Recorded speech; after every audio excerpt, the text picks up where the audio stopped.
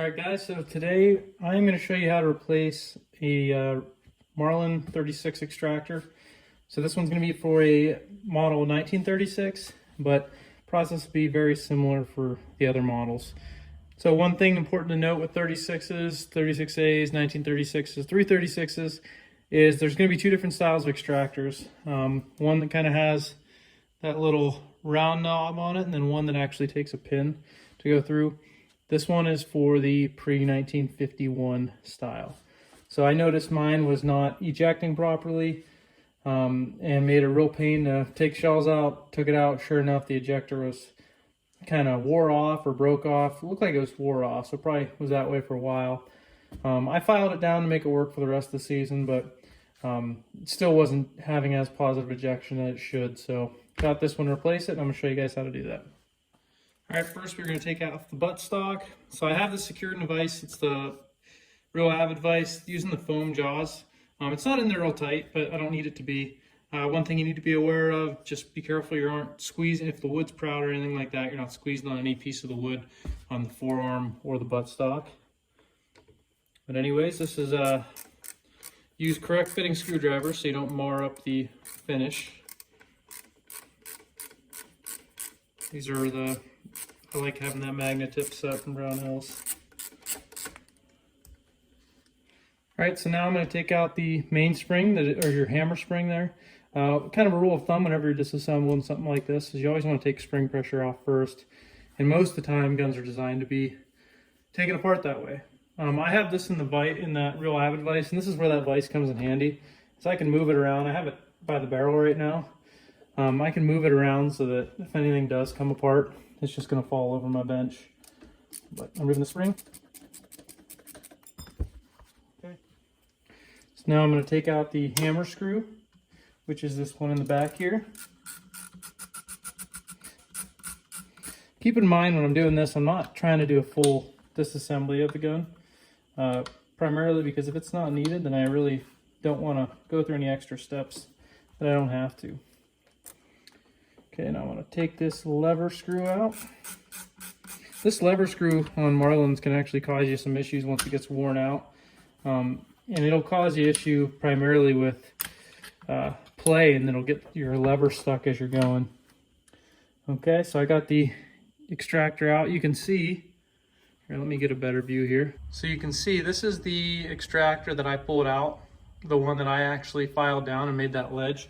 It was wore so that, let me grab a poker here. So it was wore so this entire ledge was gone and it was just a hump. And it basically didn't do anything. So I took a filed that down, got it done in a pinch. But anyways, here's the new one from Jack First Gun Parts. So Jack First is a company that's kind of very well known in the gunsmithing world, but not so much well known in the just tinkerer world, I guess. They manufacture a lot of obsolete parts, brand new. So this is brand new, made in-house for them. So this coming straight from them, it has they're not really full burrs, but it's just a little sharp there. So I know that if I just take off those edges using this stone, that I won't have any issues. So I'm just going to do that. This is an Arkansas stone. It's just what I have laying here at the time.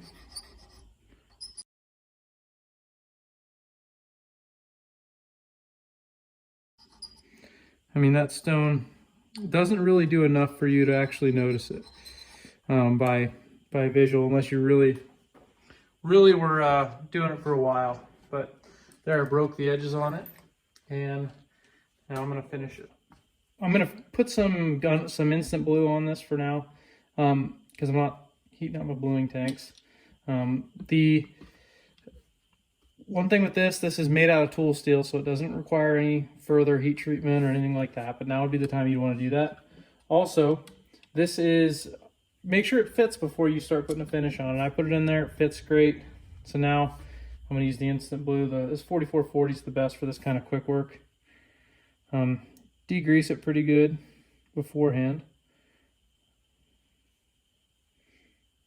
I like using a Q-tip for this.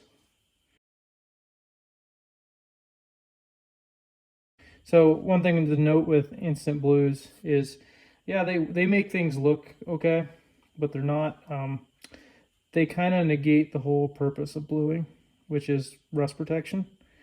Because all that instant blue does is it basically puts a layer of, I think it's almost copper or something that blackens. So there's no real rust prevention or rust resistance, I guess. It's just kind of all there for color. And like I said, it works great for some things, but if you do a whole gun in it, it'll look good for a while, and then you'll have probably run into rust issues later on down the road. Then I'll use a kind of heavier gun oil to wipe that down. Because again, without any oil, it'll just rust very quickly.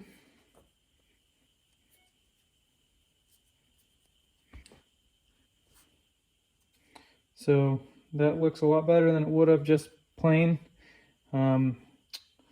Now I'm going to put it in the gun and reinstall it. So you can kind of see where that slot is there. All I'm going to do is drop that down and slide the bolt forward. There's nothing holding it in. Like I said, the newer ones, post 1951, will be a little bit different.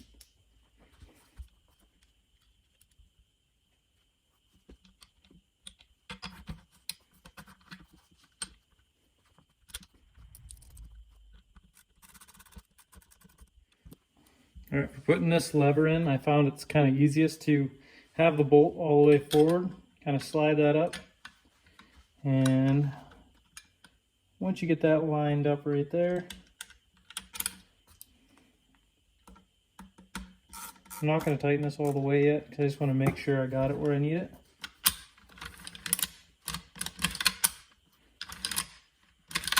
And that works. So I'm putting this mainspring back on, and actually this probably wouldn't be a bad idea to do removing it too, but you can screw it in a little bit, bring it over, and slide it in from the side. It's a lot easier if you have one of the newer Marlins that have the coil spring, because basically all you're going to do is take that hammer to full cock, and then there's going to be a hole in that strut for the spring. You put a little pin in that, and that'll capture the spring pressure, and you can remove it pretty easily. All right, so I got the buttstock back on. And I just realized I don't have any dummies to test this with, so I'm going to have to make some up next time I'm down at my reloading bench. But functions smoothly. Everything's working how it should. I don't know if you can see in there. Probably not. Let me see.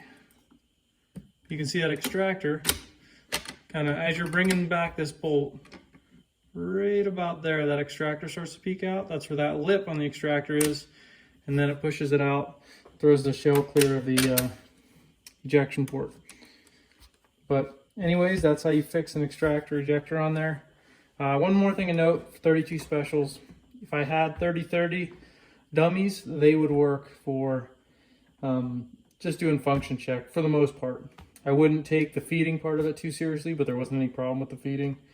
For test and ejection, those would work. But unfortunately, I don't have any of those at the moment either, so I'll have to load some up.